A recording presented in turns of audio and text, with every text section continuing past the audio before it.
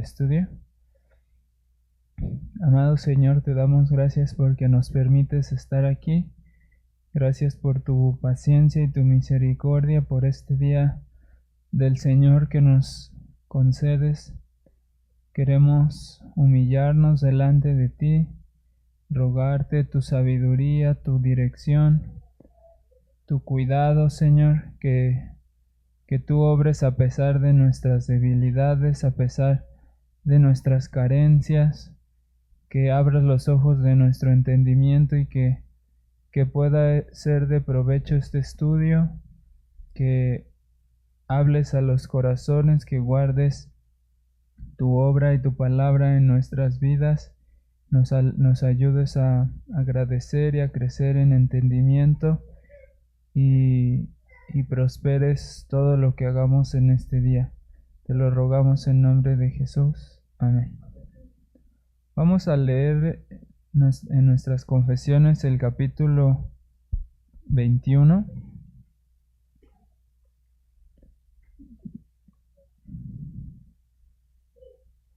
De la libertad cristiana y de la libertad de conciencia. Voy a leer el párrafo 1 otra vez, hermanos.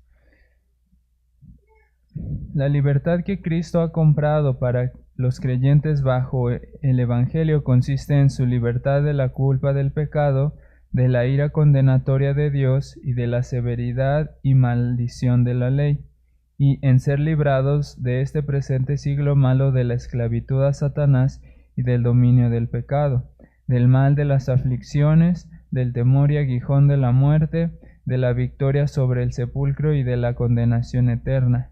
Y también consiste en su libre acceso a Dios y en rendirle obediencia a Él, no por un temor servil, sino por un amor filial y una mente dispuesta. Todo esto era sustancialmente aplicable también a los creyentes bajo la ley, pero bajo el Nuevo Testamento la libertad de los cristianos se ensancha mucho más porque están libres del yugo de la ley ceremonial a que estaba sujeta la iglesia judía y tienen ahora mayor confianza para acercarse al trono de gracia y tienen una comunicación más plena con el Espíritu libre de Dios que ordinariamente tenían los creyentes bajo la ley.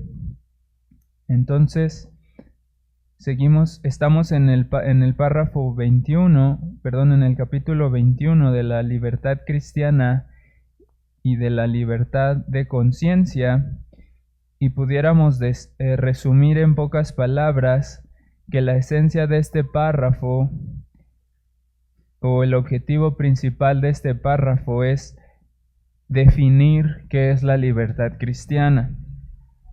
Y creo que eso es fundamental e indispensable, porque si no delineamos claramente a qué nos referimos con libertad cristiana y libertad de conciencia, podemos caer en errores fatales. Y si queremos visualizar la estructura interna de nuestro párrafo, podríamos decir que en resumen está definiendo la libertad cristiana por medio de responder a 3 preguntas. La primera pregunta sería, ¿de qué somos libres? La segunda pregunta sería, ¿para qué somos libres? Y la tercera pregunta sería algo así como, ¿qué similitud y qué diferencia hay entre la libertad de los creyentes del Antiguo Pacto y los del Nuevo Pacto? Y la ocasión pasada el hermano David ya nos ayudó a responder la primera pregunta, que es ¿de qué somos libres?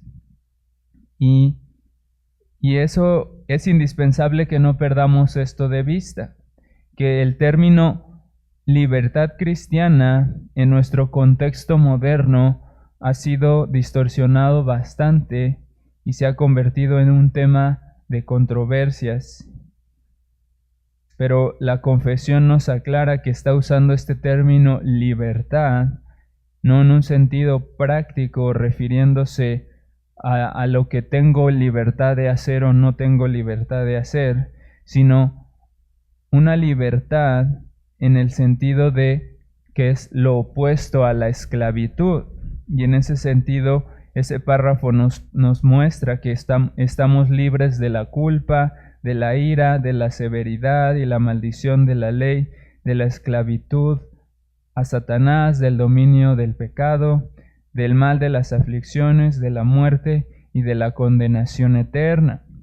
Ya vimos cada una de esas libertades o cada uno de esos aspectos en los que cada verdadero cristiano ha sido librado de la esclavitud al pecado, de la esclavitud a la muerte, y han sido liberados,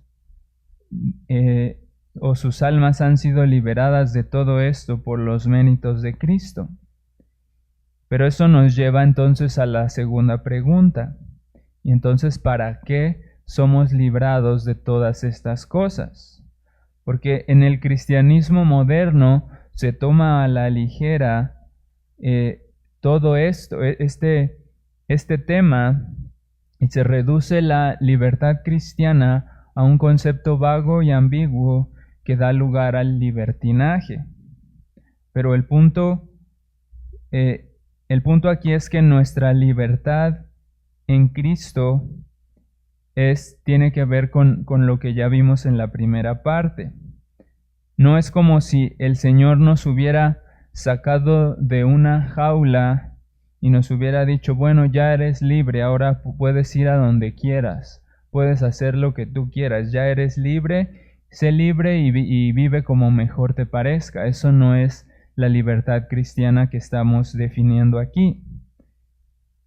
Más bien, lo que estamos afirmando es que esta libertad consiste también en su libre acceso a Dios y en rendirle obediencia a Él, no por un temor servil, sino por un amor filial y una mente dispuesta, como lo dice la confesión.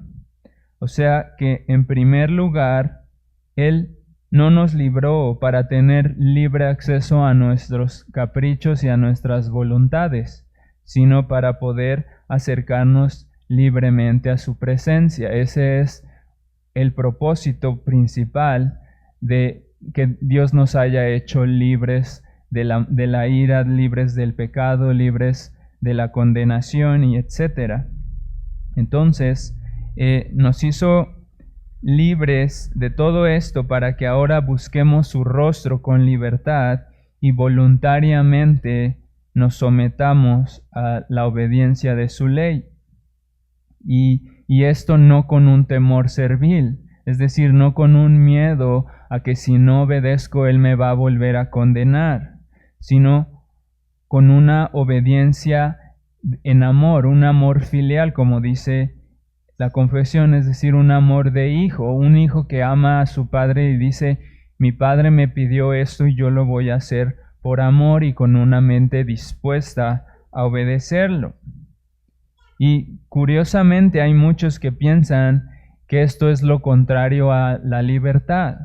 O sea, dicen, ¿cómo que nos hizo libres para someternos a Él? Para ellos suena contradictorio, suena como, pues no que era libre, ¿cómo que ahora soy libre para someterme a Él?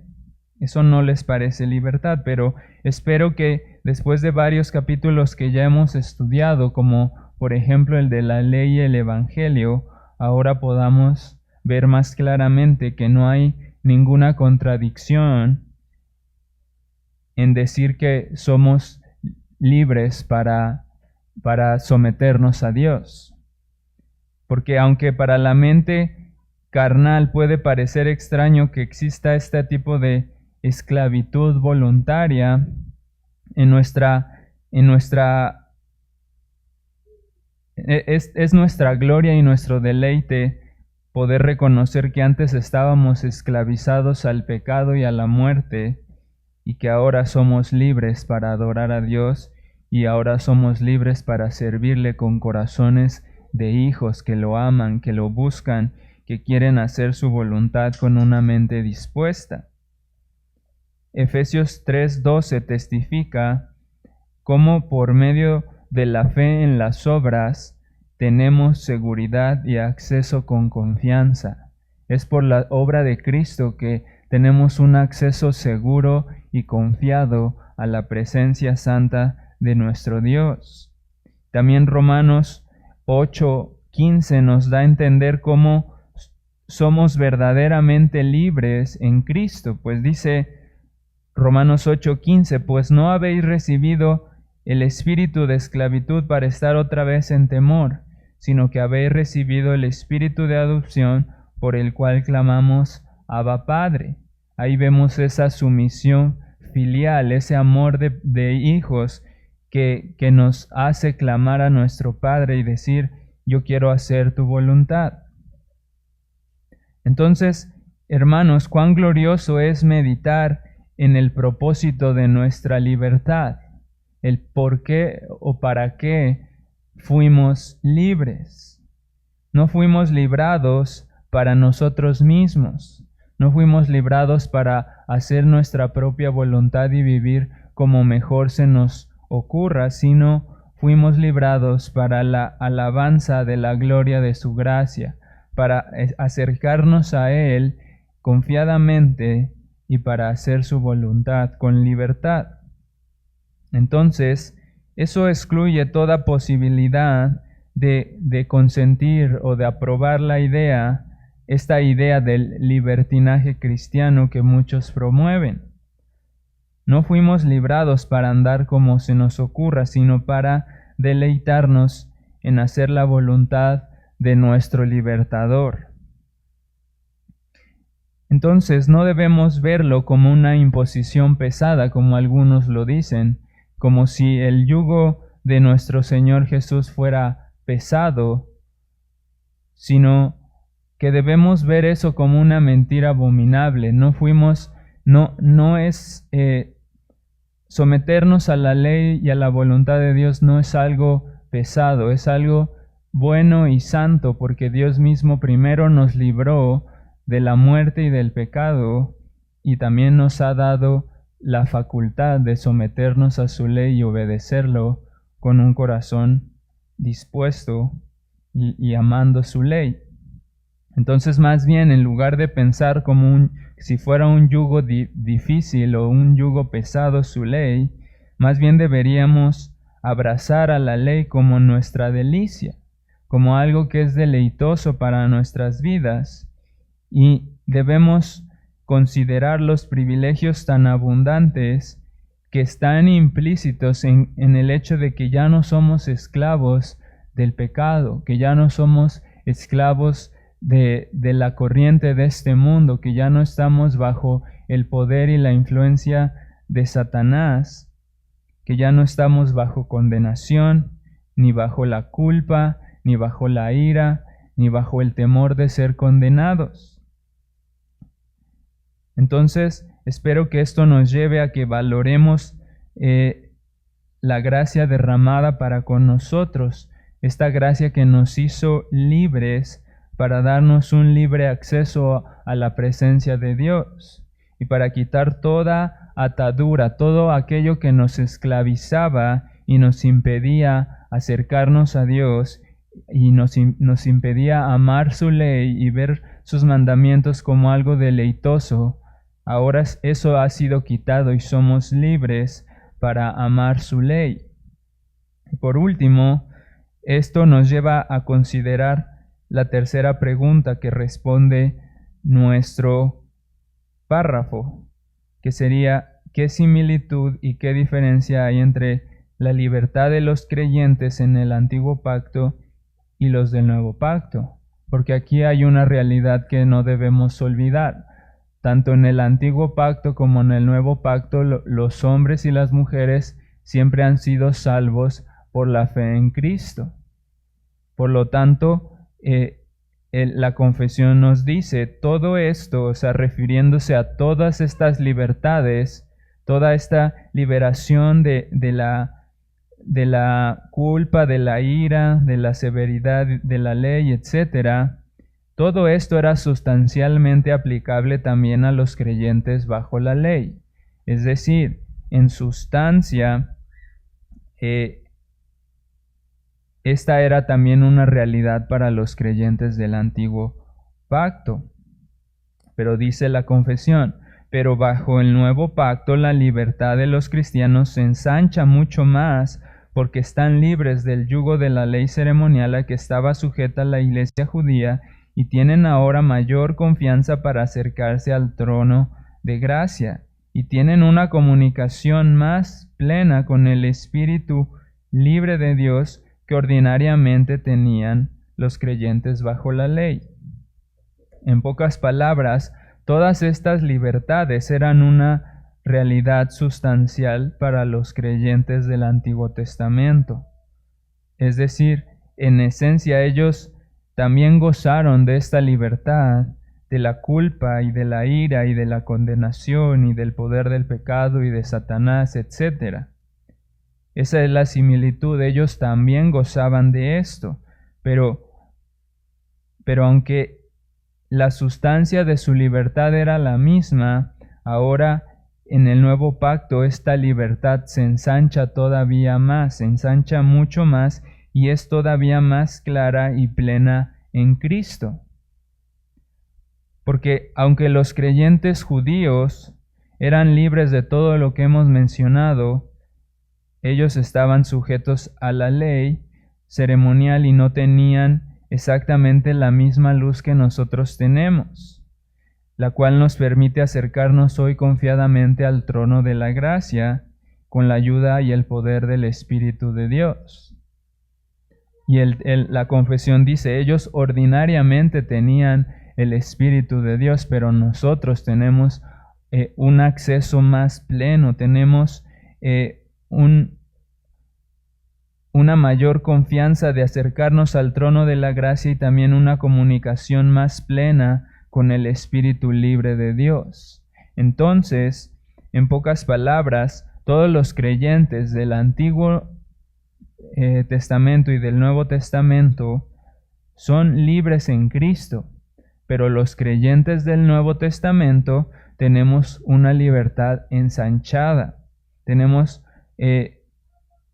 corazones con una mayor luz, con una mayor plenitud en nuestros corazones para percibir con más claridad la excelencia de la obra de Cristo a nuestro favor. Así que si ya teníamos suficientes razones para gozarnos y deleitarnos al considerar cada una de las libertades que vimos la ocasión pasada, todavía tenemos muchas más razones para adorarlo y servirlo con corazones dispuestos al considerar que por su pura gracia nosotros tenemos un entendimiento más claro, tenemos una libertad ensanchada, podemos percibir con mayor dulzura y con mayor claridad la realidad de nuestra libertad en Cristo. Así que, por un lado, es deleitoso considerar cómo somos libres de la culpa, cómo somos libres de la ira, cómo ya no debemos tener temor de la condenación eterna, pero también tenemos el gozo de agradecer a nuestro Señor porque ahora tenemos una claridad que los hermanos de antes no tenían. Tenemos ahora una libertad perfecta y el punto aquí es, esto no es libertad para pecar, sino una libertad para crecer en santidad, libres de todas las ataduras que pudieran estorbarnos, para crecer en santidad y buscar su rostro con confianza, para poder acudir a Él libremente, al trono de su gracia y hallar gracia para el oportuno socorro. Entonces, que este párrafo nos ayude a crecer en agradecimiento y en humildad y en reconocer la libertad tan hermosa que tenemos en Cristo. Amén, hermanos. Vamos a terminar aquí y vamos a...